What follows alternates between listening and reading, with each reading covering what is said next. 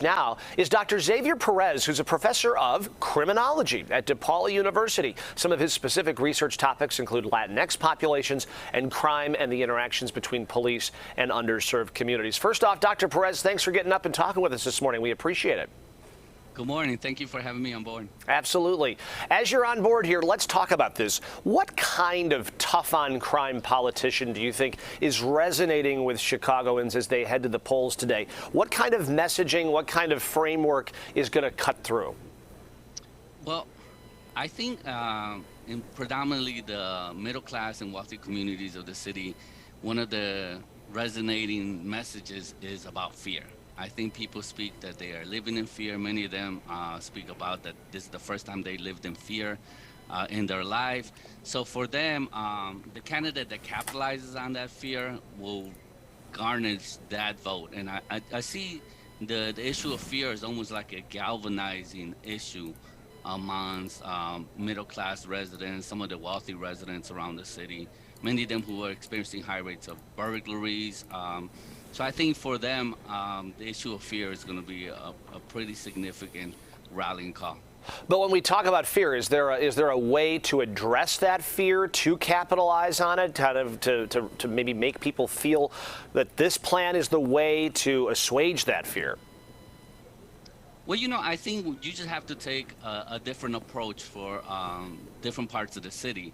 So when we think about defund the police or law and order sort of extremes, I think the wealthy and the middle class communities, defund the police is not a rallying call for them, especially for those communities that have more positive relationships with law enforcement. They want to see more police in those communities. And so I think for them, as I again mentioned, like issues of property crimes have increased in those communities. The police's departments move away from foot patrol chases, I think have in many ways made them feel more fearful. Conversely, I think the communities that have problematic and long histories with law enforcement, more police isn't necessarily the solution for there. I think those are the solutions grounded there are going to be in investment, intervention, and in very small instances, crime suppression. So you really, what you're saying is you're talking to, I mean, Chicago's a massive city, third largest city in the country. You're talking to a whole lot of different voting blocks here. And when you talk about increasing the number of police officers, as you kind of mentioned that, to some voting blocks that resonates, to others it really doesn't. Let's talk about when crime is the top focus. It is, you know, it's item 1, 2, and 3 for a lot of voters, and that is the case this year.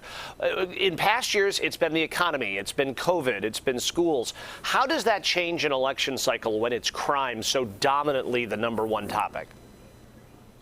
Well, you know, I think what you're going to see is, I noticed that you referenced the early voting. Right. I think in many cases, and particularly by older generations. So I think they will have a lot to say in who the next mayor is. And so I think what's problematic in some ways might work against some of the other candidates is that the defunding the police platform comes from communities that have low voter turnout. So I think fear in that way will again galvanize an older population and early voting populations.